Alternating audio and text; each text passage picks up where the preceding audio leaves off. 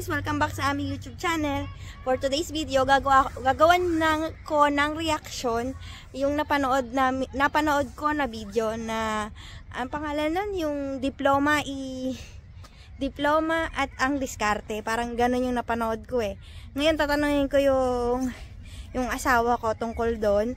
Tapos may papakita ko sa kanyang video tungkol doon sa diskarte at diploma. Titingnan ko ano yung sabihin niya sa akin. Sigurado to, magagalit to pag sinabi mo na diskarte. Tingnan mo ha. Teka lang. Be, ginagawa mo? May tatanong ako siya. Kasi may napanood ako. Alam mo yung sa diploma at diskarte? Ano, mamimili? Hindi, panoodin mo. Ito siya. Saan na ba yun? Watch only. Ito yun, oh. Yan yun. Mag-aaral dito sa Pilipinas. Kasi karamihan ng na-experience ko sa journey on how to have a successful life, wala akong halos nagamit masyado. Nagaling sa eskwela. Ito seryoso to, ring talk lang. Wala talaga akong halos nagamit. Ang nagamit ko is self-earned knowledge. Yun ang mga nagamit ko. Kasi naniniwala ako na yung school, it could make you a living. Yung sarili mong pag-aaral, it will make you a fortune. So, doon talaga ako nag-focus. Tsaka, hindi na din ako babalik sa college. So, kung tatanungin mo kung diploma o diskarte, hindi na mahalaga. So, diploma o diskarte? Unang-una, wala akong masyadong sa sistema ng... Parang inis na inis na ka. Parang gago to. Parang ito yung ano eh, yung naka-ano ng parang yung sa kangkong chips itong ano na to, no? Yung lalaki? Oo. Oh? Parang siya. Pero tingin ko, kung papipili mo ako diploma o diskarte, diploma. Kasi unang-una, alam naman natin, tradisyon na sa ating mga Pinoy, na bata ka pa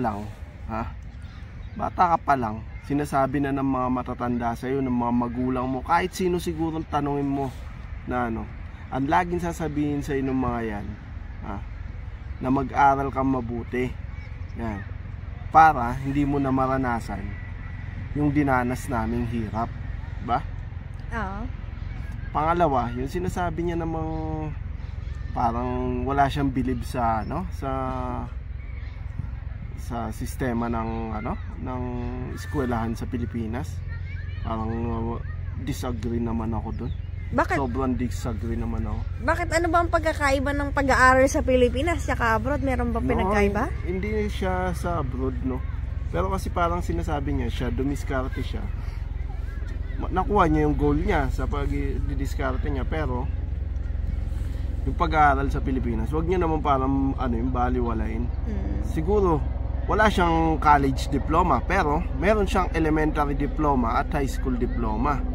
So, sa dalawang na yun, siguradong na-mold siya.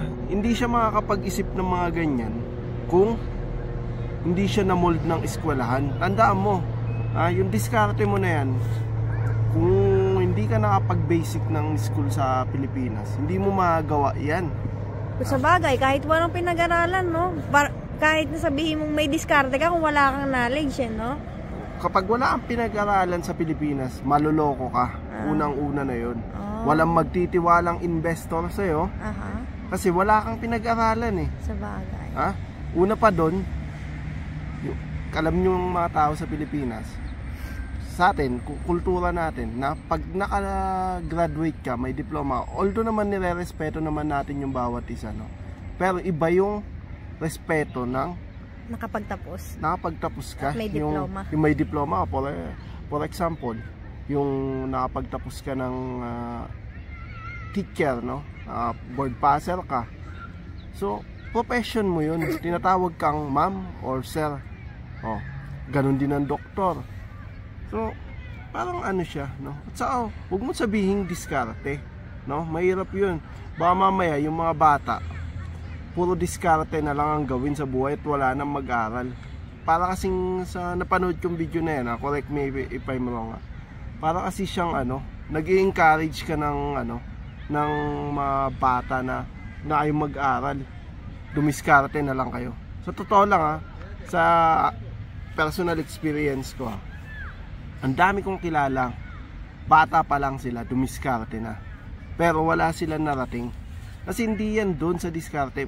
Totoo yan na pag may diskarte ka, siguro mabubuhay ka sa mundong to. Pero hindi katulad niya magiging successful na ano. Pero sino yung sinasabi nila? Henry C. Oh, yan, katulad ni Henry C, no? Si Henry C, isa yan sa pinakamayaman sa Pilipinas. May alam naman natin lahat yan. May-ari ng ng SM, no, video. Kay Henry C, graduate yan ng commerce, ang alam ko. Yun.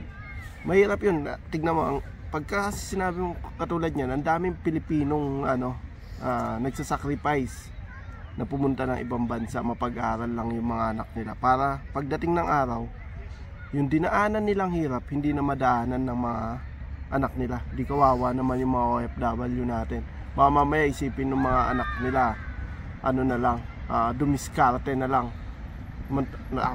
ginagapang nila para mapag-aral, tapos yung pala hindi na nag-aaral, dumidiskarte na. Huwag mong i-encourage lahat nung mahirap mag-encourage ng ganyan. Mas maganda siguro kung diploma plus diskarte. Mas maganda yon. Mas okay yun, no? Mas okay yun. Kasi yung diskarte, lang yan another points yan eh. Sa bagay, hindi man kayang diskartehan ng isang bagay kung wala kang knowledge eh. Diba?